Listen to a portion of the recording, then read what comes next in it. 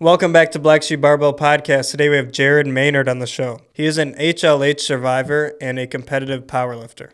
Yeah, we have a really inspirational story here in store for you guys. I think definitely there's a lot of stuff that we can pull from this as far as, our perspective on challenges and overcoming adversity. So I'm really looking forward to this one. Yeah, just his positivity that I see, even on his Instagram and everything. He's just super inspirational. So we're glad to have you on, Jared. Welcome to the show. What's up, fellas? Good to meet you. Good to meet you too, man. You got quite a great story, man. Thank you. It's it's been a wild ride so far and more to be written. So, hanging on for the ride. When I saw your page, I just thought it was super inspirational. Seeing your posts and how you bounce back so strong. I mean, that your whole story, man, it's a testament of going through adversity and coming back stronger, man. It's crazy. Appreciate it. Thank you. Yeah, glad to have been able to make it back because had a missus and 3 little girls that really needed me too. So when was it? What year was it that you started, dealing with some of these health issues?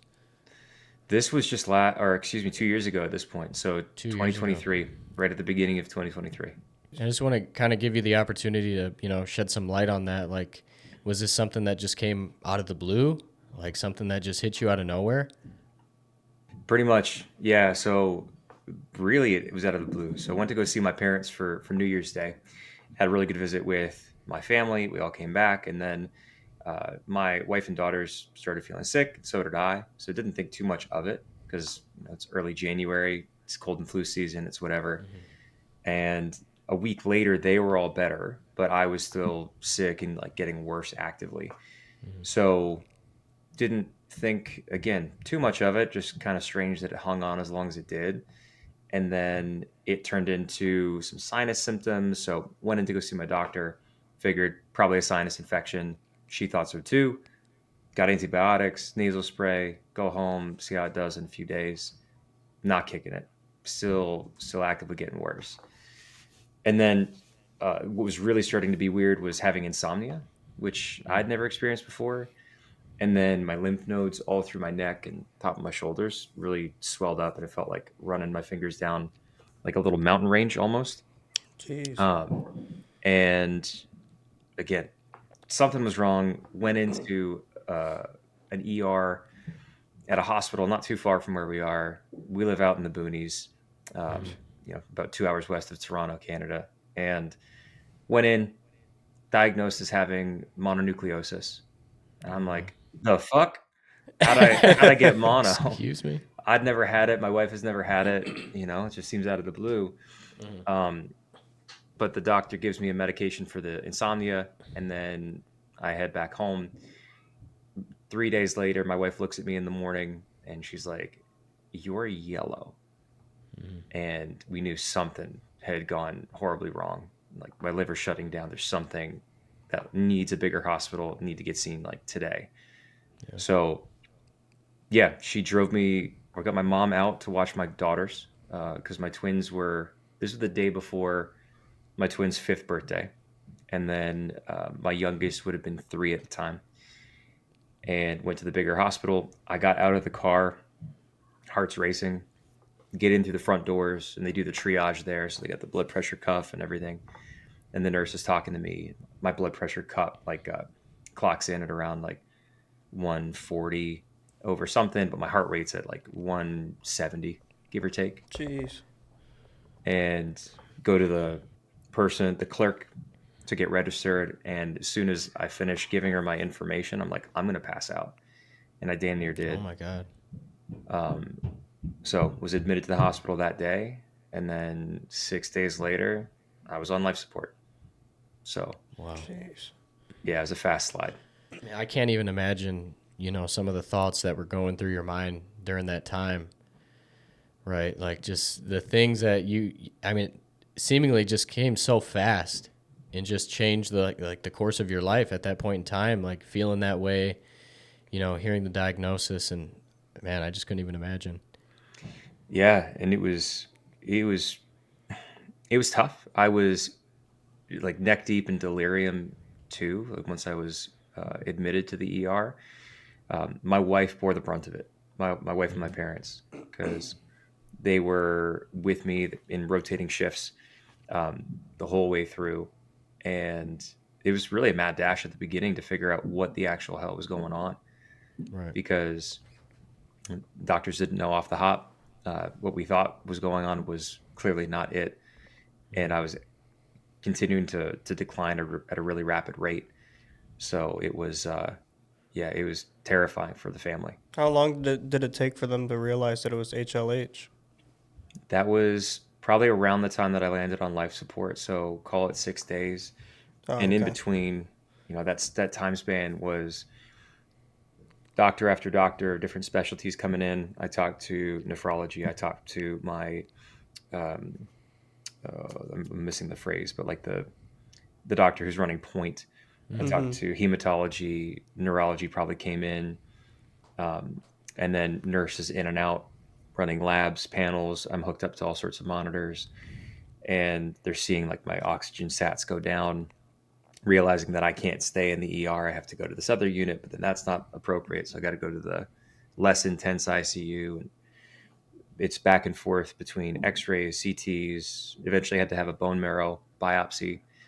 Um, and I also had like active bleeding going on, uh, with some of the swelling in my throat. It's hemorrhagic tonsillitis is what they call it.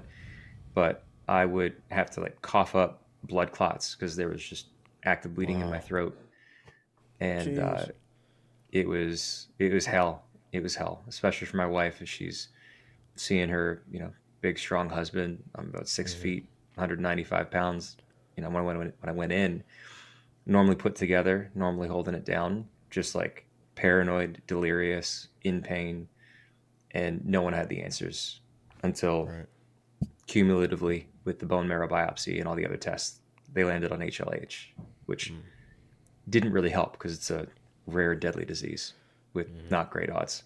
So how long was the process of you, being in and out of these different hospitals, being cared for? Like how long of a stint was that for you? So the first hospital, that was a fly through, just in and out that evening. Uh, for the second hospital, where I spent most of the time, went in on January 23rd, 2023, uh, and I left on May 1st, 2023. Wow. But that was after 5 weeks on life support, essentially in a medically induced coma, not being able to eat, drink, any of that stuff, on dialysis, on a ventilator, and coming very, very close to kicking it, and like not making it through. Um, but yeah, in total, it was about 3.5 months of a really long ass process on the other side of it. That's awful, and just for that to happen so fast. Yeah, Like you had I mean, nothing before that gave you an idea, like nothing. no, the only other outstanding health conditions that I have, as a kid, I had asthma. That hasn't been an issue in a long time. And then unrelated to the HLH, I've got a genetic eye disease that's progressive, but that's just relegated to my eyes. So this hasn't doesn't run in my family. As we were treating me for it, we did genetic testing because with HLH, there are two main categories of primary or secondary. Primary has a genetic component that usually shows up in kids, especially newborns. Secondary is not genetic. It's caused by either an infection, a cancer, or a different autoimmune disease. So we ran those tests, no genetic predisposition. And my hematologist, who essentially quarterbacked the entire medical team and still does, she's like, this was just a really unlucky hand. I saw. I wasn't sure if your eye condition was related to HLH or not. Not causative of HLH, but the other way around works. So Oh, okay. choroideremia, the eye condition, it's genetic. There's an inflammatory mechanism. Basically, it starts off as night blindness as a kid, and then over time, the retinal cells start to die off. It's peripheral vision that starts to get affected first, and then it gets more and more into the center. So that inflammatory mechanism underlies it. HLH is a hyperinflammatory syndrome. They're both rare diseases. Like choroideremia, based on the stats, is like 1 in every 100,000 people or 100,000 men. It affects men more than women. Well, Wow. And then HLH, I forget what those stats are, but it's pretty rare and fast moving in adults. So I haven't gotten any confirmation from any specialist that I've seen on ophthalmology for my eyesight or any of the other specialists, but I'm Mhm. 100% convinced that it sped up the decline because it Yeah. was going, but it was slower before this, and now it's been a whole lot faster. I saw that you posted on your story the other day, and I loved what you said. How like just staying positive about it, because instead of saying like how concerned you were about, potentially you're going to lose your eyesight, you were saying to be grateful for that you can still see your family and kids and everything. And I think that's just very inspiring. Thanks, man. I'm working on that, and I've heard, and most of us probably heard people talking about gratitude journaling, and you know, there's truth to it. Um, that at least in my experience doesn't make it easy to do, and on a day to day basis, like don't get me wrong, I'm thinking about or I'm feeling that I really wish that this situation were different pretty well Mhm. constantly. I'm acutely aware of these challenges that come up with my eyesight, and especially in the last 6, 7 months or so, and then have to adapt and figure out, all right, this is harder. What do I have to do to make it work and Mhm. meet the needs of clients and, in both businesses that I work in, family, and all of that. Um, and it gets to be overwhelming. Like there are absolutely days where it's hard to get going. It's hard Right. to keep going, but not but. It's an and bringing back that gratitude and just reframing. It doesn't take Mhm. all of the weight off of it, at least for me. I think it's still, there's still shittiness to kind of wade through. Yeah. Um, but it does help me to bring to mind that there are a lot of good things, a lot of blessings that are still present. So that Right. helps. Well, I find it super inspiring as well, and give you a lot of props for maintaining that positive mindset, even when it is hard sometimes. Because to go through something like that that's super rare, I feel like it's so easy to just kind of take on a negative outlook on life, right? Like why me? Like why did I have to be hit with this? And really, it can change the trajectory of how you feel about everything in life. And so I find it super, inspiring that you were able to maintain that positive mindset and that outlook. And, it's like I have a family that I got to be here for.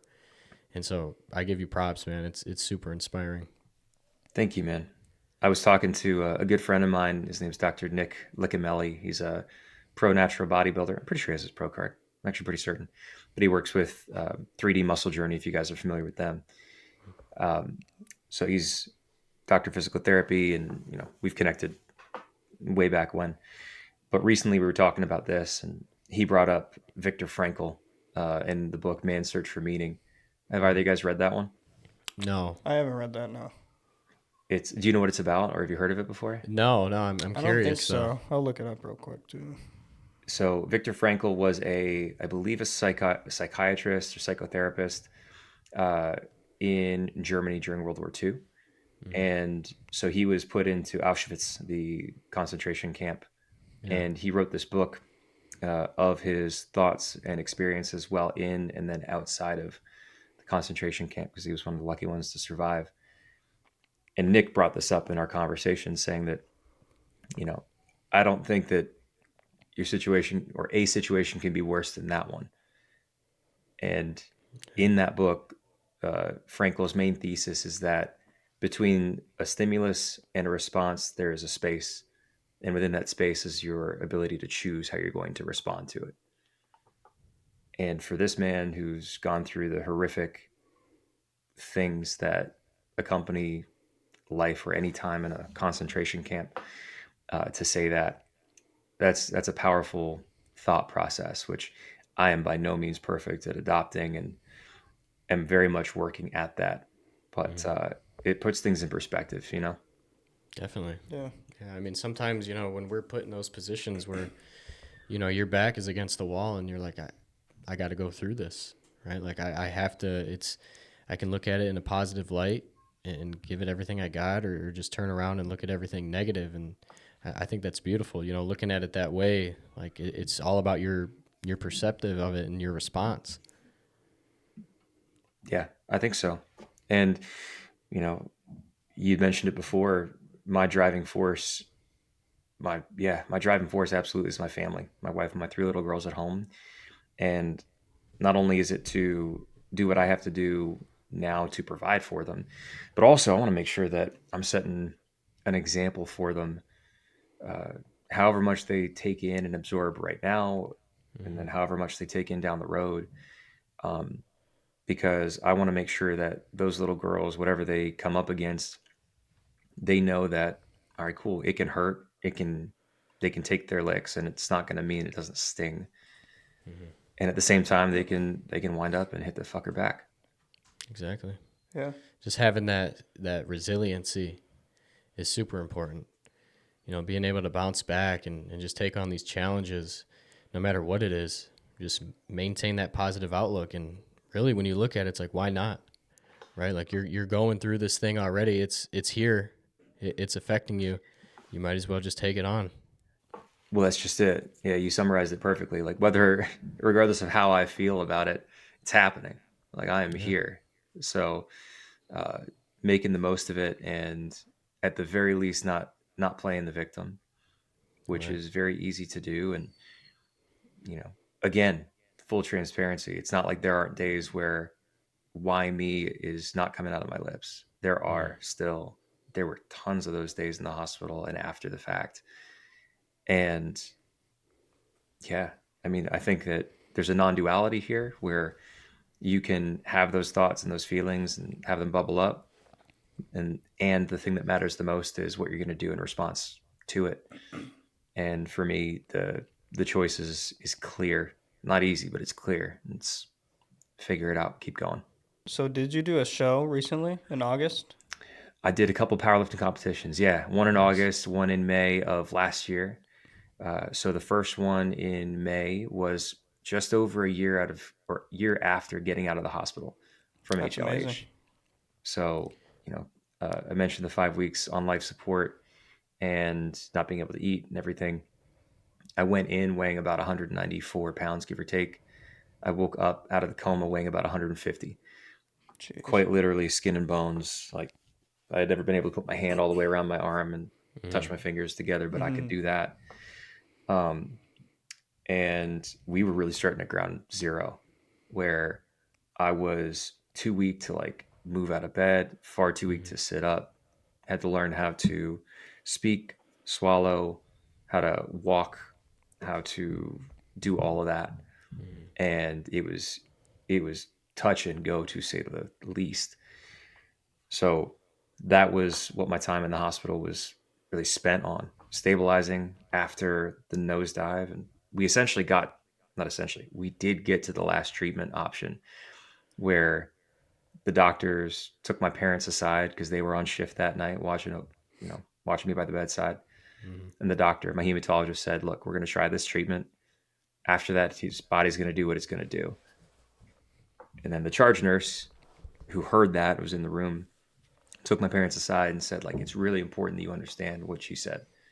Like, after this, there's nothing we can do for him. And they gave me the treatment, and I still kept getting worse. Mm-hmm. So the doc was preparing my parents to say goodbye to me that week. Same for my wife. And miraculously, I started to stabilize. And, faith plays a pretty big role for me and my family. And truly, there's no other explanation after, you know, the treatments and given the time frames and that they were prepping for end of life care and, that sort of deal. So I came out the nosedive and earned the nickname Miracle Man from some of the doctors and nurses who saw me in the worst state. So once we pulled out of the nosedive and I came out of the coma, the upside to being a physiotherapist by trade is that I understood what was going on. Mm-hmm. The downside is that I understood what the fuck was going on. Yeah. Right. you know. Uh, so then it was the long road through the hospital. When I left to go back home on May 1st, that doesn't mean I was healthy at all. Yeah. I was just stable enough to go home and be in bed rest at home. And so it was still working on like sit to stands. And Mm-hmm. I've never been the most gifted or the best powerlifter naturally myself. Uh, but I went from squatting 400 or so and pulling in the mid to high fours, to sitting up, standing down, or standing up, sitting down in front of the bedside. Like that's a workout, and that's kicking my ass. Right. So worked through that process, and eventually that led me to be well enough to come down the stairs. I got my home gym in the other room behind me, and it was just more of the same, just rehab. Right. And then it was touching an empty barbell, and then it was some weight on the barbell, and eventually rehab turned into training with some modifications. Yeah. And then fast forward a bit over a year and hit the first powerlifting competition. 9 for 9, perfect day, 27 white lights, and lifetime deadlift PR of 501, and a lifetime PR on my dots.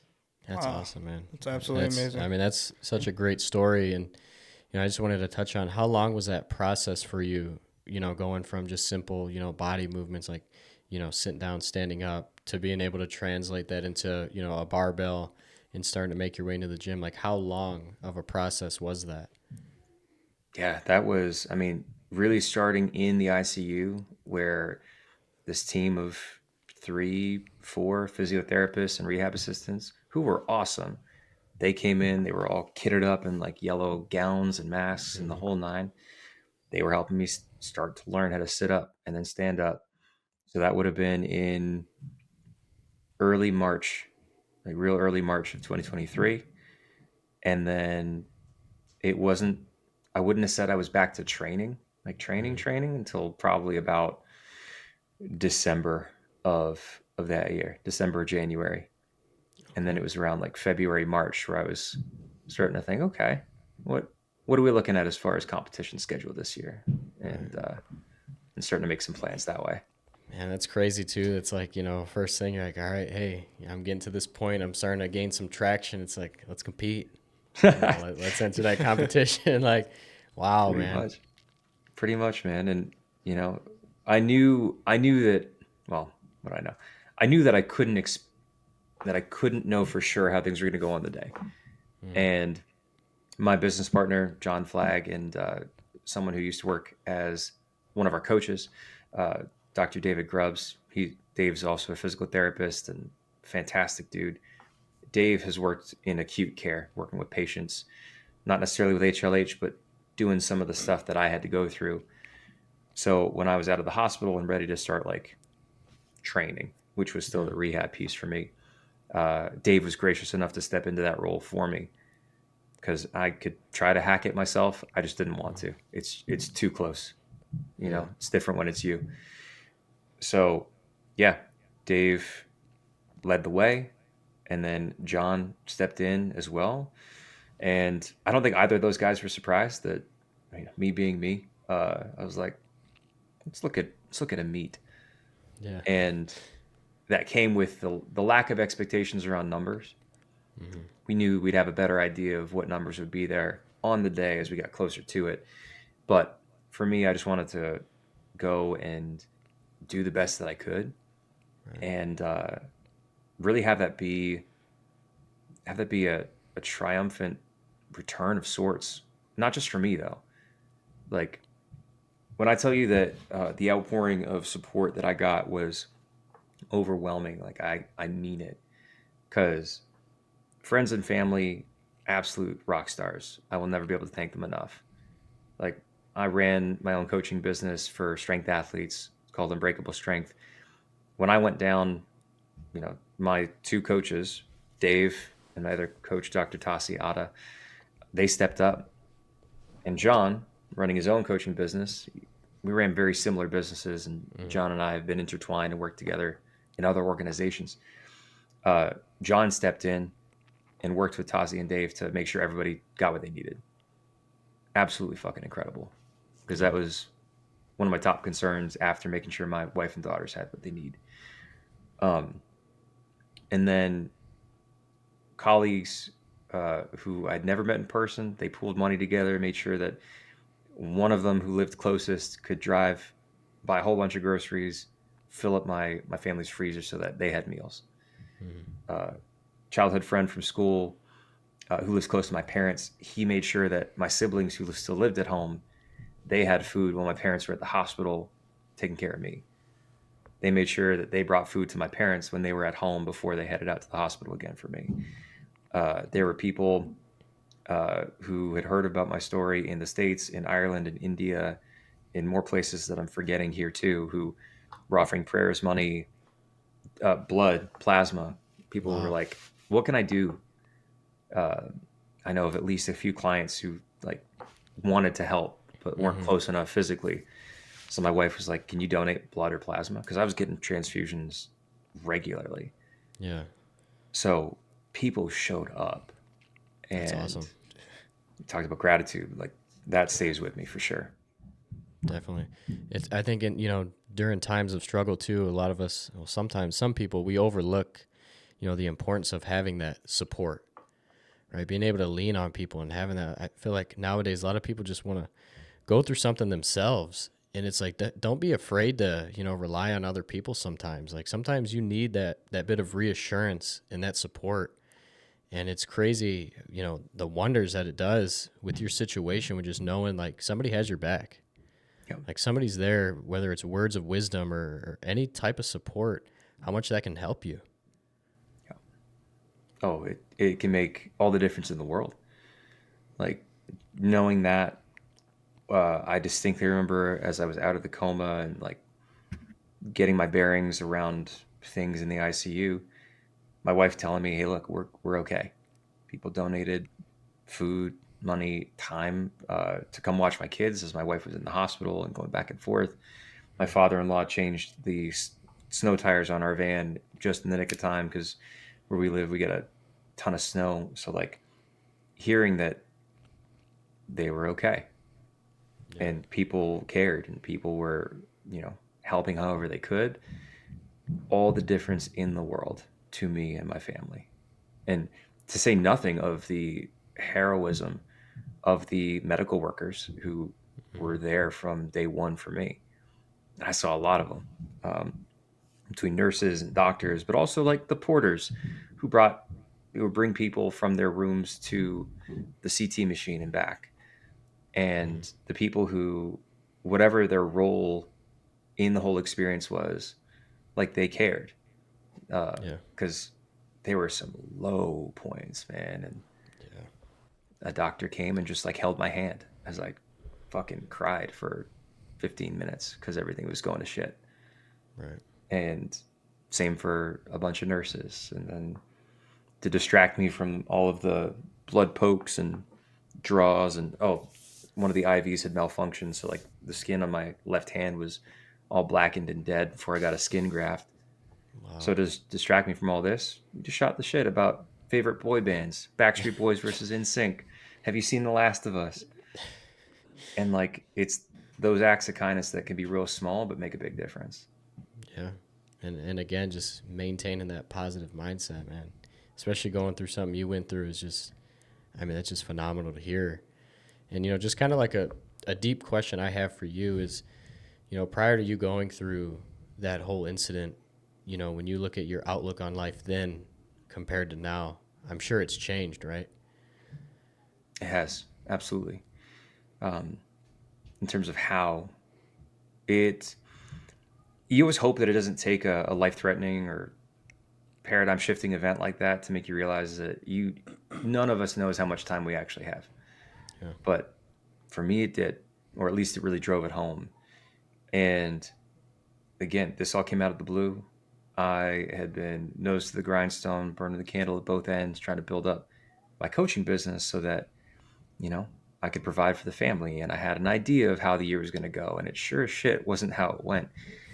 And, realizing that I came very, very, very close to the end where Mm-hmm. the doctors were making preparations for this is a likely outcome. And how there will be a day where I don't win. Like Right. that's it. That's the end of my time. And that's going to be the case for each one of us. It drove home a few things. One is that a lot of the stuff that we think matters or that we get worked up about, like earlier today, my phone wasn't connecting to the Wi-Fi and it kept cycling through because the VPN was getting in the way. Yeah. And I had to stop and think like, that shit doesn't matter. Like, it's fine. You know, it puts that stuff in perspective. And then I don't know how well you guys can see that, but I got a tattoo saying, there we go, maybe better, Memento Mori on my I love arm, that. you know? Yep. So I'd always liked the Stoic philosophy ideas. There you go. And it just took on a different meaning after this, because it sounds morbid, and it kind of is, but it's just meant to make us live intentionally. Because with Absolutely. that unknown clock, you got to put that time where you want it. Definitely. And, just to touch on that, we can kind of relate on this. I have a whole arm sleeve that's kind of like a memento mori dedication. Nice. And, I was in the military, and that's the way that I've looked at life too is, like you said, like our time's going to come. We don't know when, but it's going to come, right? And it's like to be able to do what we do and have what we have and just living in the present and not getting so caught up and always looking into the future or reflecting on the past, but realizing like what we have is what we have right now and what's in front of us. Our friends, our family, whatever, like just live for the now, right? Appreciate what you got. And the Stoic philosophy, like live every day like it's your last. Like, how would you live today if you didn't have tomorrow? Yeah. And Because I'm one a day big will believer. Yeah. And that's crazy, man. And touching on that as well, like how so many people get caught up in just minute things and stressing about luxuries and just little bullshit things. And it's like seeing your story and hearing about your story and seeing how you were able to overcome that and get better and get stronger. And it's like that puts a lot of things into perspective for me when I get stressed about little bullshit stuff. And it's like, why am I worrying about this right now? Like, why am I letting this affect me how it is? Yeah, man. Same. And one of my dear mentors, his name's Dr. Frank Benedetto, and he's been through some shit in his own life. Cancer has affected a lot of members of his family, real close to him. He lost his dad early due to heart disease, and so Frank's seen and been through a lot of traumatic, transformative things. And he said it's remarkable how quickly someone can go through a harrowing experience, near-death experience, and then come back to be completely wrapped up in like the day-to-day hustle and bustle and think that the small things matter again. Right. And after he told me that, I made it a point to at least make the effort daily to keep a finger on my pulse and realize when I'm doing that. I'm not perfect at it, but every so often I do come up for air and realize, okay, that still doesn't matter. In 5 years, it's not going to matter. But this thing over here, these kids and my wife and how I live right now, that does matter. It really shows you like what's, important in life and your passion and everything. Like the fact that, you bounced back so quickly and decided to compete and everything it just shows like what you really love in life and what you should focus on. It like gets all that bullshit out of there, Totally. Yeah. And I've been honored on that note to hear from clients and friends and family members that, they'll share bits and pieces of my story, with their own clients, their own friends, or take some sort of inspiration or hope from it themselves when the shit hits the fan on their side. And, coming back to putting some things in perspective. And I think, again, two things can be true at once. I think when you're going through hard things, sometimes our response can be, you hear a story that's worse. Someone's been through more. And I think it's good to recognize, okay, this thing is actually smaller than many of the other things that exist. Like, again, Viktor Frankl, A Man's Search for Meaning. I don't think it changes necessarily how hard things may feel, but I think these two things can exist where, it can be hard, and it doesn't mean that the hard things stop being hard, but it may put them in perspective and come back to the affirmation that we get to choose how we respond. And that takes work to change how we respond, but we can do it. And I think to get to that point, you have to go through some stuff, right? Like to be able to look at life in that light and realize that it's your perspective if you never go through anything, how are you going to look at life that way? Yep. Right. And it's like, you have to go through some pretty shitty times to understand, like, it's all about my response.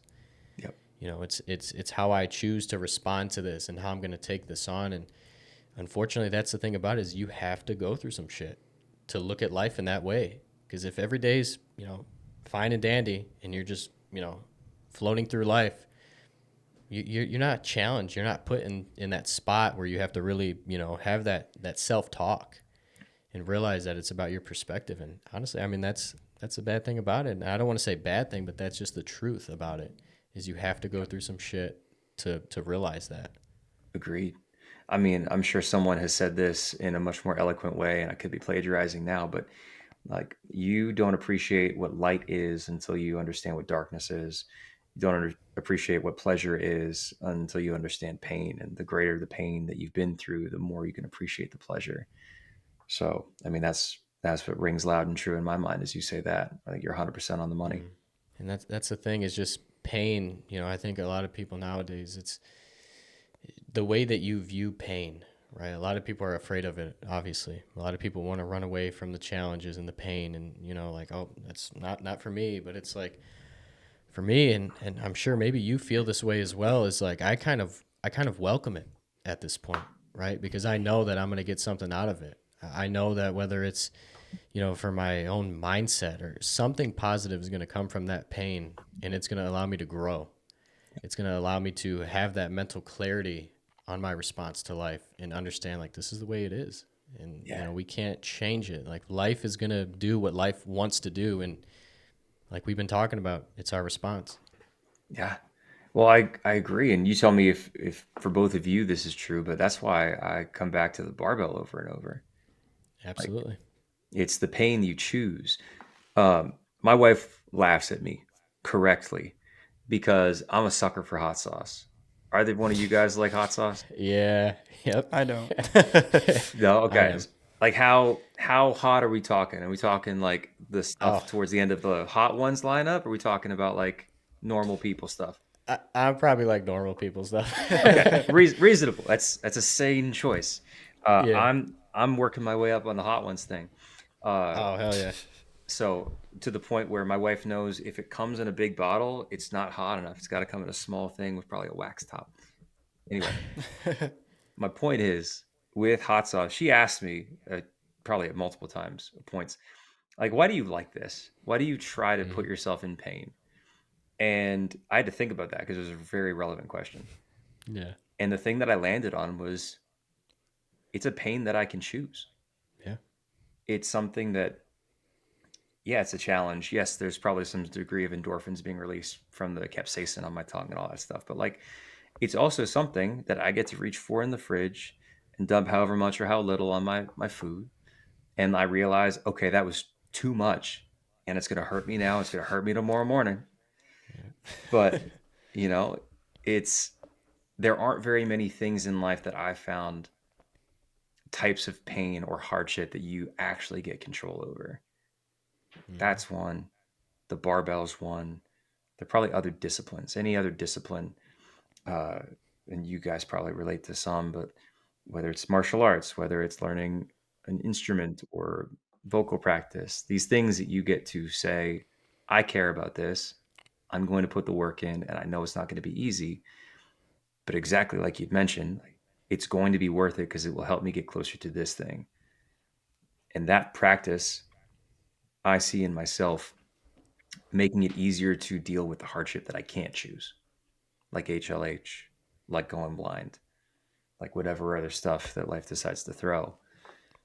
So that's why, for me as a coach, as a physio, especially working with people as I do, like, they come in from all walks of life, from all over the world at this point, and they want different things. Some want to, just lose 10 pounds. They want to fit in different clothes. Others want to win nationals and win a spot on the national team.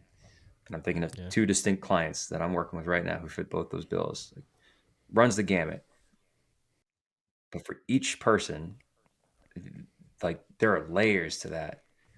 We're like, okay, cool. So like, if you lose the 10 pounds, what's that going to do for you? How's it going to make you feel? What does that affect at work? What does that affect at home? What does that mean you get to go for, say yes to?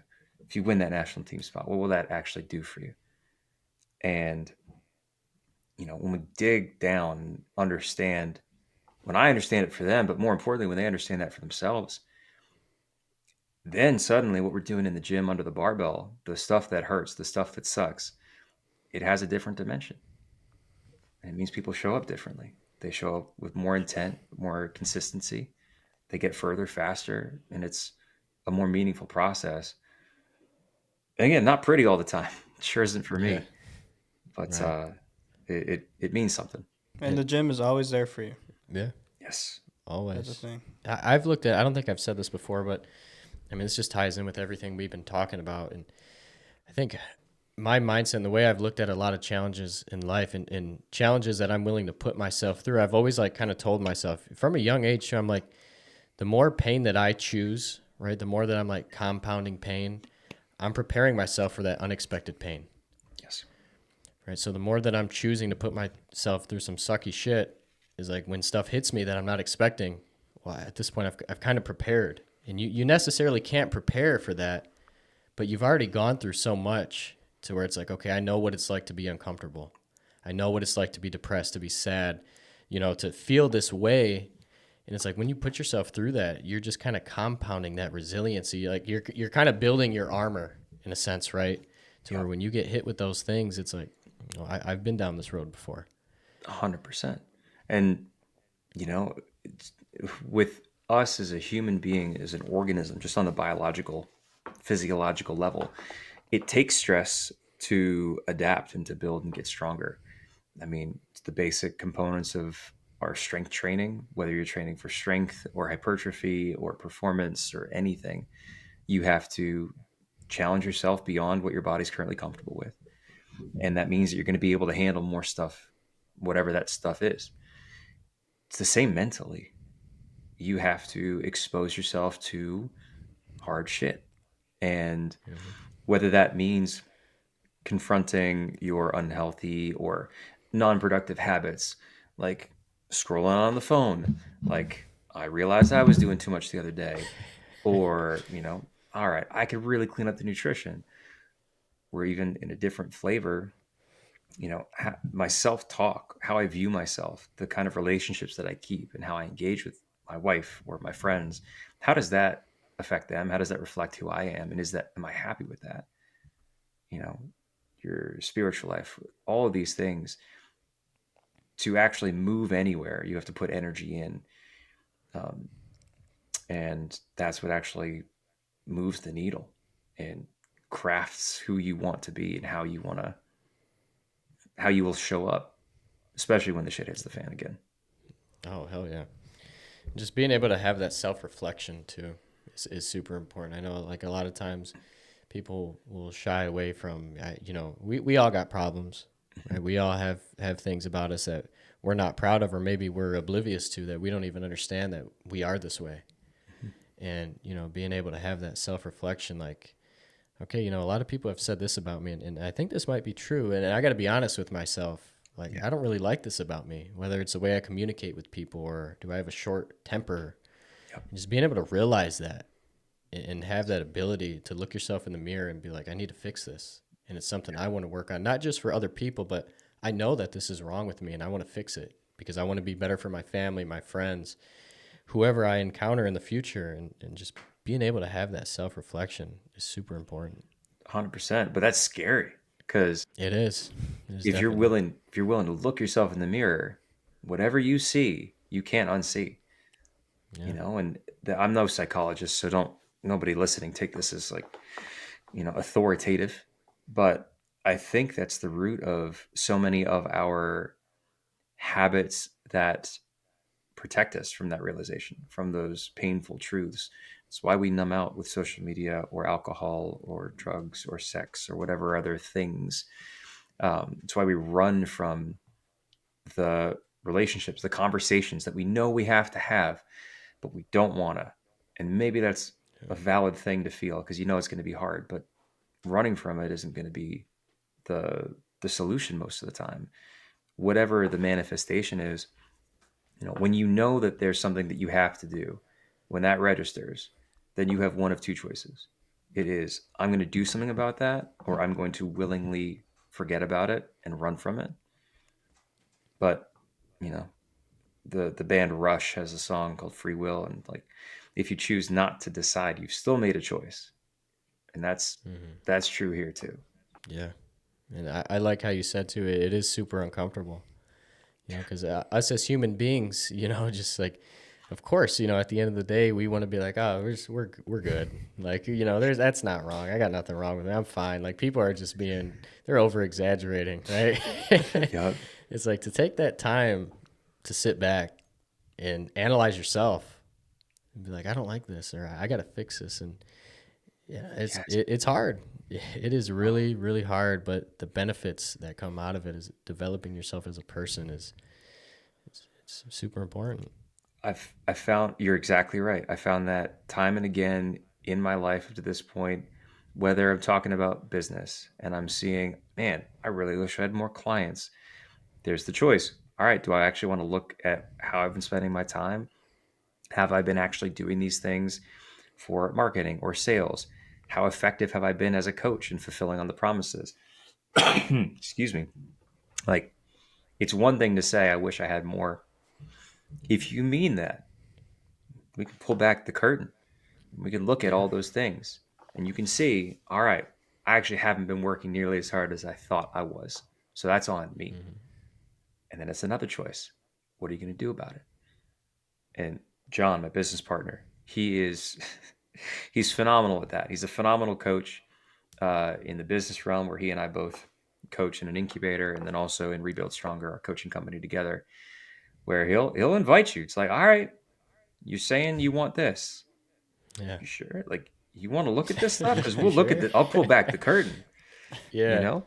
And then every time, though, business, relationship, self development, when I'm willing to do that and just shine the light directly on things and try to look at it initially without judgment and just take in the information and then say, what am I going to do with this? And use that in the best possible way based on what I know how and what I've got access to at the time. Every single time it puts me in a better position and heading in the right direction. Again, Yeah. not easy stuff like we've been talking about, but in my Yeah. experience, worth it every single time. Oh yeah. And I think, you know, anytime you're focusing on a business or your own self-development, will it truly ever be a comfortable process? I don't think so. I think it's always going to be uncomfortable, and it's meant to be uncomfortable because you're essentially exposing yourself. Yep. Like you said, pulling back the curtain. This is what I got going on. It's Yep. like, I mean, you said it perfectly too. Like, you either run away or you're like, well, here it is. Let's tackle it. It's a brilliant question because, yeah, I don't know if it should ever be. Well, most of the time, I can't think of it if it should be comfortable, business self development, because I don't usually love dichotomies, but I think when it comes to at least self development, you're either getting better or you're getting worse, Yeah. you know? And when you're comfortable, like, what are you not pushing into? Like, are you truly where you want to be, or are you settling for mediocrity? If you're truly happy with your business, your life design, with your personal performance or your physical performance or prowess, amazing. I give whoever's listening to this and is there props. I'm not taking away anything if you're truly there. But I'd say 9 times out of 10, most of us are telling ourselves that we're there, that we're comfortable, and that we're happy when we're not really. And we're just scared of actually doing what it takes to get to where we truly be happy. And there's so many different things too that we can focus on. And Ethan, what you're saying? Never satisfied. What is it? Never, yeah, just like never satisfied. Never satisfied. Yeah. Always progressing. Always progressing, And it's never like- satisfied. Yeah. It doesn't just even have to be the gym, right? Like your spirituality, your mind, everything. There's so many things you can work on. And so, like you were saying, like nobody's perfect. Like you might think that you have these two avenues, you know, pretty in line, but it's like you got all this other stuff in your life that you can start working on. Mm-hmm. It's like never be satisfied. No. There's always something. There's some avenue that you can progress in and get better in, and it's like it's a constant battle, and it's going to be that way for the entirety of your life. You're never going to be 100%. you're never going to be perfect, right? There's so many different things that we can work on. And once you realize that, I mean, it's going to be a never ending battle of like, can I improve in this? Let me improve in this, Totally. this, and constant Totally. progression. Well, and to that point, I mean, I think that's part of what makes life fucking awesome. Like, and what a gift it is to be able to live and try these different things. Like, for me, with business, things are far from perfect, or we're not where we want to be yet. So we've got a plan to get closer this year, and we've got it in concrete terms. We've got metrics and KPIs on a weekly and monthly basis. And we're just going to look to see, cool, are we doing what we got to do? And if so, what's the outcome? If it's what we want, great, do more of it. If it's not, what do we got to do differently? There's that. We've got a certain degree of experience. I've been in a different realm. I've been singing all my life. It was last year in the summer that I decided, okay, I know I'm not great. So let me actually hook up with a real legit coach. And Oh, nice. the white belt mentality is for real, because I'm realizing there are levels to this and I got a whole long way to go. But it's amazing that I get to. And there's this concept in high performing humans where once you start to have these base levels of need met, and you're not spending so much time and energy on lower level decisions or needs, then you've got more bandwidth to put into the next things, whether that's how you're going to develop physically, mentally, emotionally, what you're going to invest that, or which relationships you're going to invest that into, what skills you'll learn, what fun stuff you'll do. Because, like, again, life's freaking short. So anyway, I'm getting worked up, but I clearly agree. Yeah, it's that, it's also that mindset that you can always improve at something. You never want to be like you were saying, you sang all your life too, and you never want to be like, oh, I'm good at it, I don't need a coach and Yeah. stuff. You always can improve on that. That's you know, it. that's awesome that you jumped and you took that opportunity. And it's the same goes for anything in life, even with lifting and everything. You always be like, oh, I'm not going to do any better than this, or I know what I'm doing. We've heard countless times on this podcast people telling us how different it is having a coach in the gym. Yep. And like that's something we haven't even experienced, but that's something that I think anybody could improve on. 100%. 100%. Well, I mean, you look at Kobe Bryant. Have either one of you guys heard of the book? It's two books. It's Relentless and Winning by Tim Grover. You heard of those guys? Yeah. I've heard of them. I haven't read them, but I've heard of them. They're great. I really dig it, especially if you need a kick in the ass kind of motivational thing. Both of those would do great. But Tim Grover was Michael Jordan's trainer and then Kobe Bryant's trainer. So he writes about Kobe being in the gym shooting free throws over and over and over again at real early, real late. First one in, last one out. One of the goats of the sport. Yeah. If he's working on a fundamental like free throws and exactly what you're saying about how you're never too good for getting better. And I think those examples really help drive it home. Yeah. We can always touch on the fundamentals, right? And the thing too with like reaching out and trying to get a coach or, diving deep into a different, sport or whatever it is, a different hobby, there's always going to be somebody out there that has more knowledge than you. And you might think that you're, kind of like top tier in this avenue, but it's like, well, you can still learn. Yes. Right? Somebody might provide something for you, some knowledge. You're like, I never actually thought about it in this way. And then you try it out and it works for you. Yep. It's like you've been doing this thing for years and then you just learned about this new information and you try it and it works. 100%. Well, just in the powerlifting realm as an example, John, like he's great and someone that I admire.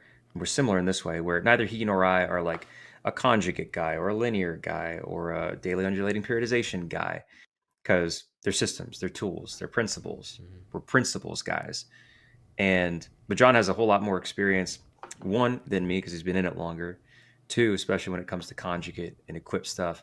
But even just sometimes the small difference in how he looks at an athlete situation or just any scenario, and like just that little shift of perspective, this new skill, this new approach, it adds to the tool belt. And he's the one who's currently programming for me. He has me doing a whole bunch of stuff that I've never done that very much has a conjugate kind of feel to it. but I'll tell you what, I'm getting stronger and I'm feeling pretty good. Hell yeah. So yeah, if you're the smartest one in the room, you're in the wrong room. Oh yeah. Something I like. I've always loved that saying too. Yeah. There's so much you can learn from other people, and it's like you can't, like we were just saying, can't be satisfied. I mean, you also got to be willing to learn. You got to be one of those people that understands, hey, people know more than me. Like, I don't know it all. I'm willing to listen and learn and observe what you're doing and take it into account just to help benefit yourself and develop yourself. Totally. Because that openness, exactly, it's necessary. And when you have that openness, then that opens the door to all sorts of possibilities that you probably have never thought of. And there are people who don't have that openness. They're not ready. They're not coachable for whatever reason. And me saying this is simply an observation, having encountered a lot of people in different scenarios, working as a physical therapist in physical clinics for 7 years, and then I've been a PT for 10 years at this point, been coaching for about 8. And yeah, there's some people who just aren't ready, and fair for whatever reasons. And still, when you get to that point where you are ready to take in something, that's when you can grow past where your limits were. But it's a necessary thing, I think, to get past where you've been, because what got you here ain't going to be what gets you there. You probably need more in different things. I think just a lot of people are so closed off in, the sense that it's just like this, like the ego aspect of it, where people want to they think that they know it all. And they're like, I've been doing this. This is the only way I've been doing it. So this is just how we do things. It's like, that is not, you cannot be that way when you want to get better. That's just it. And I don't know if there's something that gets me more irritated or irate in whether it's the training world or the rehab physical therapy world than hearing, we do it this way because this is the way we've always done it. Like, well, the way you've always done it is shit. So maybe you should try something different. Yeah. It's like, look at your results, man. Like, come on. Like, I'm not trying to knock you down, but hey, let's try to change some stuff up a little bit. Let me introduce you to some new things. Absolutely. And I think that's the thing, right? It's depending on how in it or how obsessed with getting better you are, or how obsessed with delivering the best you possibly can for your people or for yourself. That's the thing that determines how open you are to go and experience those new things. Find those people who know more than you, find those next resources, stay up to date on like what's changing in the literature or research or your industry. Because if you care, if you give a shit, you'll do those things. If you don't, you're checked out, you're phoning it in, you're sitting back and you're like, nah, I'm good. Yeah. Just before we end the podcast, is there any final words you'd like to say to anybody out there watching?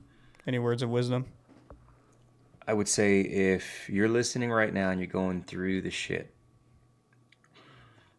know 2 things. The first is that you are not alone, despite how alone you might feel right now.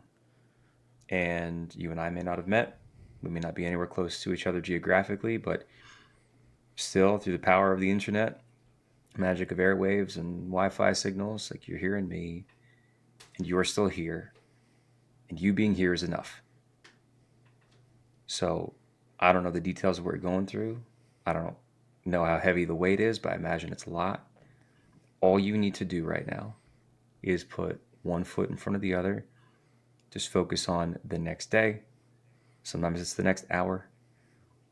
And if you're looking for support, for help, just want to talk, I'm here. But also, there's some fantastic people, probably closer than you think, who are willing to shoulder the burden and make it a little easier to get going or keep going. So keep at it. And if you're here, that's enough. Hell yeah. Thank you so much, man. Thank you for the invite. Thanks for your time. I had a lot of fun. Super inspirational. Thank you so much. Great conversation with Jared. We dive deep into kind of this illness that he was going through that set him back.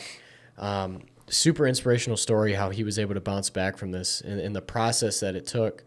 I think you guys can definitely pull a lot from this one as far as, resiliency and overcoming adversity and going through these challenges and how just important your perspective is on all of it.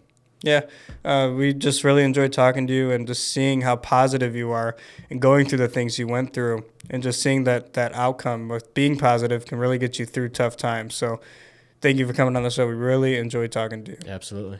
Devin, you're not going to try these? No. Yeah, they don't work. We learned last Until week. next time, we're going to get good ones. Yeah. I'm not even touching the bottle. So. Yeah. All right, Sorry, guys. Peace. Peace out.